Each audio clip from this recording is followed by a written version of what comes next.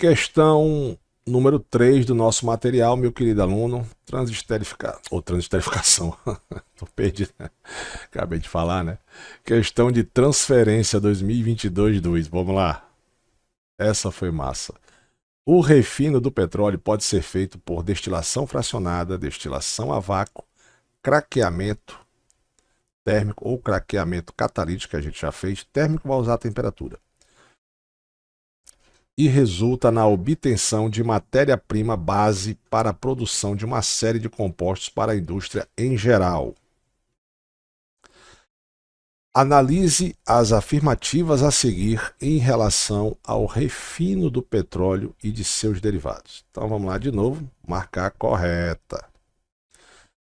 Durante a destilação fracionada são recolhidos compostos com menor temperatura de ebulição, como gases, gasolina, nafta e querosene. Bom, a primeira está verdadeira. Se você já teve aula de separação de misturas, ou até mesmo de petróleo, que é o nosso caso aqui agora, você já sabe que essa é verdadeira. Eu vou mostrar para você aqui o seguinte, ó. Eu peguei esse esqueminha, achei bacana, e vou mostrar para você aqui o seguinte, ó. Eu tenho aqui uma torre de destilação, a gente chama de destilação fracionada, né? De pressão atmosférica. Eu tenho a fornalha, as bandejas onde os vapores vão entrar, mas isso aqui não me interessa agora. O que interessa para eu explicar para você é isso aqui, o método de separação. O petróleo cru vai entrar aqui e observe que eu tenho uma torre de destilação, de cada saídazinha dessa vai sair um combustível, certo? Os de cima, eles têm menos carbono. Então, a quantidade de carbono aumenta nesse sentido. Certo? Então, a quantidade de carbono aumenta nesse sentido. As cadeias com mais carbonos, elas vão aparecer mais embaixo da torre. Então, além de ter mais carbonos, as temperaturas também são maiores. Aí, aqueles resíduos que não deu para fazer nessa destilação, eles vão para a torre de destilação a vácuo, que é aonde vai sair os óleos lubrificantes, ou seja, os óleos leve, médio, pesado, o resíduo que vai fazer o asfalto, certo? Muitas vezes você vai ver um desenho com apenas uma torrezinha só. Também não está errado, é porque logo embaixo ele bota resíduos, né? Bacana? Então você já sabe como funciona. Em cima estão os gases que têm menos carbonos, como por exemplo o gás metano, por exemplo, né? Que tem um carbono só. Aí aqui você tem a gasolina, que já tem 8 carbonos, certo? Então, lembre-se, de cima para baixo da torre, de cima para baixo está aumentando o número de carbonos na cadeia, está aumentando também a temperatura, certo? Então, vamos para cá. Isso é chamada na separação de mistura de destilação fracionada, porque a cada fração de uma temperatura você tem um produto. Letra segundo. Na destilação fracionada, as frações mais pesadas entram em ebulição em temperaturas mais baixas. Não, em temperaturas mais altas. Já está errado. Bacana? Pelo que a gente viu ali, pela explicação de Sandrão, pois as frações são submetidas a pressão inferior à atmosfera. Falso.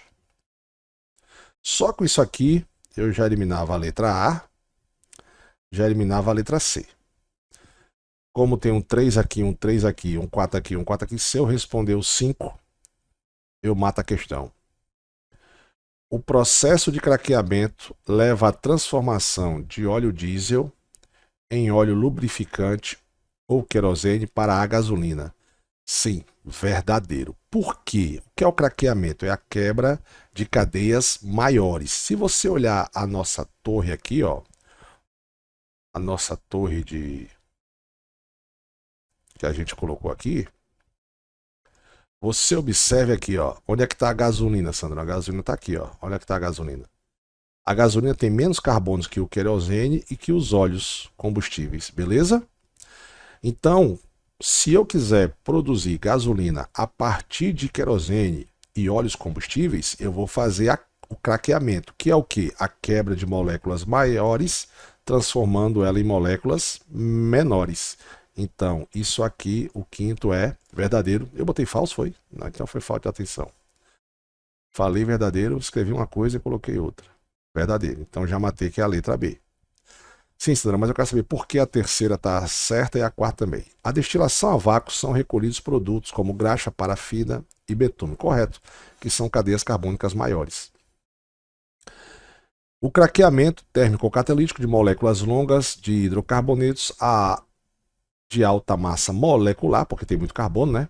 São convertidas em frações com massas moleculares menores e mais rentáveis. Verdadeiro. Então tá aqui, você já sabe o que é um craqueamento e já sabe para que ele serve, já sabe o que é uma destilação fracionada, uma destilação a vácuo. Para que serve a destilação a vácuo? Você já sabe que a destilação a vácuo ela é utilizada para produzir aqueles produtos, né, que vem do petróleo, que tem cadeias muito grandes de massas molares grandes, né? Bacana? Para a gente enriquecer o nosso conteúdo sobre essa parte de petróleo, eu quero fazer algumas observações para vocês, tá? Observação do Sandrão. Primeiro, a primeira observação em relação à destilação a vácuo. A destilação a vácuo ela é uma segunda destilação, que ela ocorre a uma pressão menor que a pressão atmosférica, certo?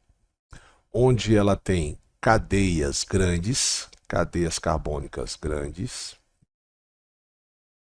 que usando o ponto de ebulição, beleza? Ele consegue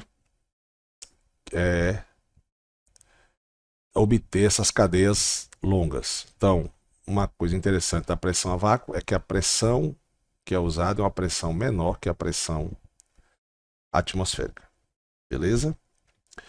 Sobre o craqueamento. Então, sobre esse tópicozinho aqui. O craqueamento, ele é usado em altas temperaturas, em altas pressões, para quebrar as cadeias longas. O craqueamento catalítico, que a gente já... São algumas observações que eu quero fazer para vocês, tá? O craqueamento catalítico, ele pode ocorrer na presença do óxido de alumínio, que a gente chama de alumina, e ele é mais seguro e mais econômico. Então, ele é mais seguro e mais econômico. Essas eram as observações que eu queria que você copiasse aí, até para enriquecer o seu conhecimento sobre petróleo, caso caia algumas questões dessa na UFAL ou qualquer outro vestibular que você... Na UFAL, desculpa, na UFT, a UFAL é a Universidade Federal de Alagoas, né? Caia na UFT ou até mesmo na Unitins. Bacana?